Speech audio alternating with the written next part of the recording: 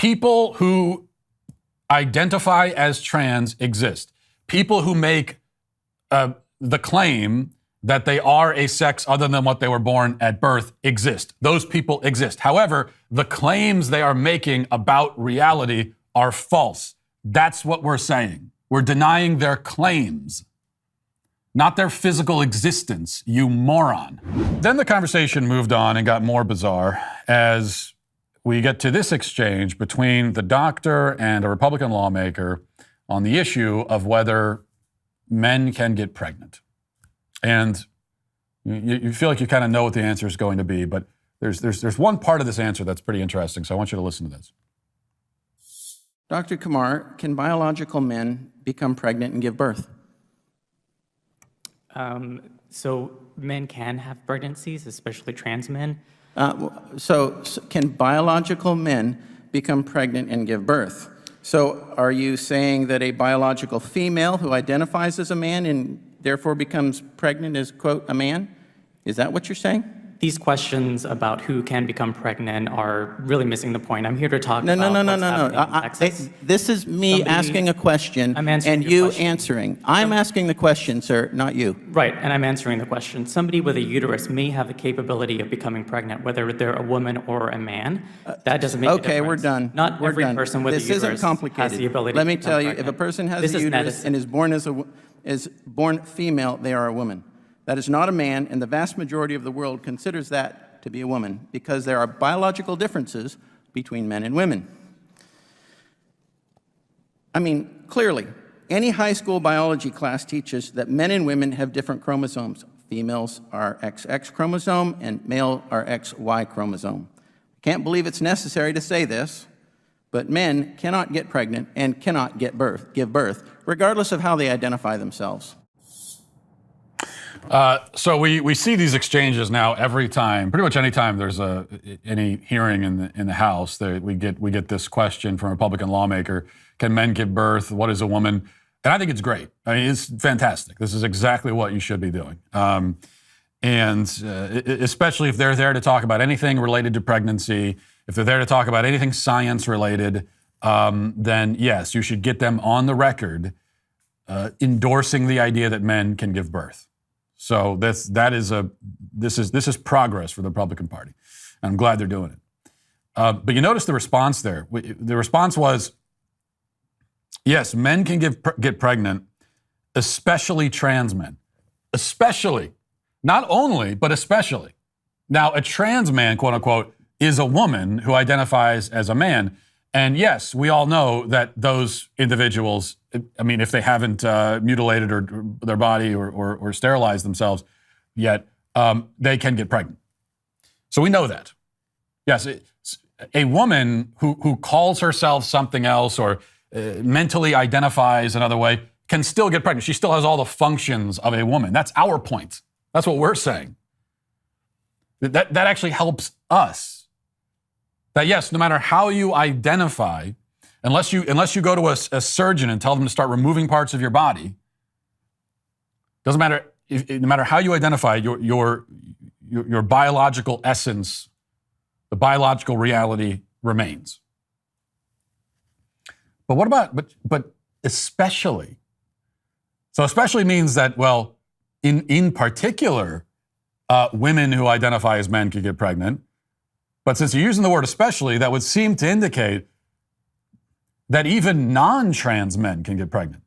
So the claim that we just heard from that doctor is that not only women who identify as men can get pregnant, but actual biological men can get pregnant. This is what we hear from doctors now. Something that we unfortunately, again, always have to keep in mind when you're going to the doctor, you're consulting any healthcare professional. I'm not saying that you never should. I'm not saying that you should, swear off modern medicine entirely. That wouldn't be a good idea for your own health and safety. But you do have to keep in mind that much of the medical profession is totally compromised and has been claimed by this absolute abject insanity, and has lost its grip on physical reality. So you got to remember that and just be cautious and look out for that. little bit later on, AOC chimed in and had a rebuke for the transphobia that we just heard there, but something also to say before that. Let's listen.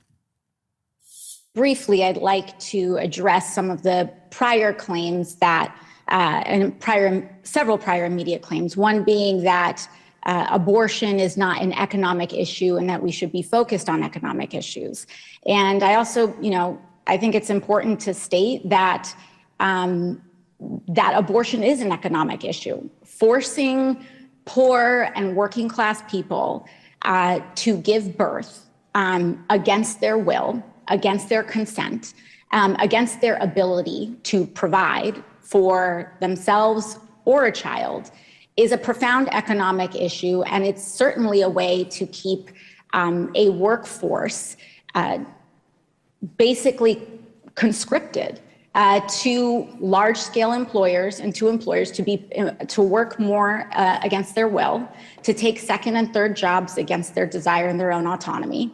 And so the idea that that abortion and access to abortion is somehow not a profound and central economic and class issue and class struggle is certainly something that I think a person who's never had to contend with the ability to carry a child, it belies that perspective.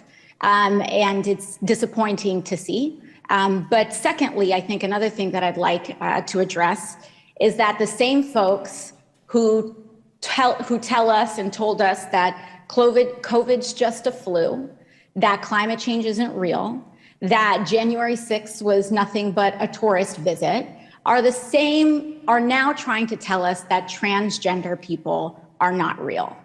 And I would say that their claim is probably just as legitimate as all their others, which is to say, not very much at all.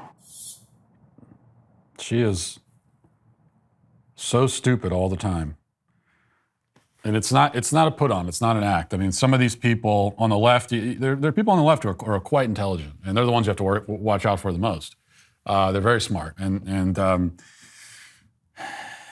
scheming and devious, and they say things that they know aren't true. But I don't think that's true for AOC. I think she actually is enormously dumb. That's what I think the issue is for her. So when she says, the trans people exist, you're denying the existence of trans people, I'm willing to believe that she actually believes that that's the issue here. But of course, it isn't. No one is denying that, quote, trans people. Obviously, we know that. Otherwise, we wouldn't be having this conversation. How can you claim in one breath that we're transphobic, and in the other breath, we're denying the existence of trans people? If they don't exist, then there's no. So, are we afraid of them, or do we deny they exist? Because if we're denying that they exist, then there'd be nothing to be afraid of. You got to choose one or the other. Now, both are not correct, but at least choose one falsehood or the other, not two falsehoods that contradict each other. People who identify as trans exist.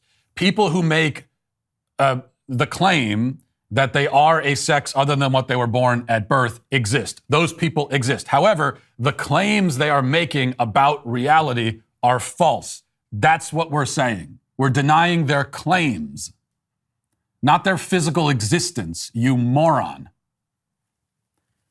What she says before that is even worse, though, because she's exactly wrong. She has chosen a position that is the diametric. She's like on the South Pole, and and the truth is the North Pole. She couldn't get farther away from the truth, because she says that it's kind of a conspiracy among corporations and the wealthy to push abortion bans, because it helps their own bottom line. What?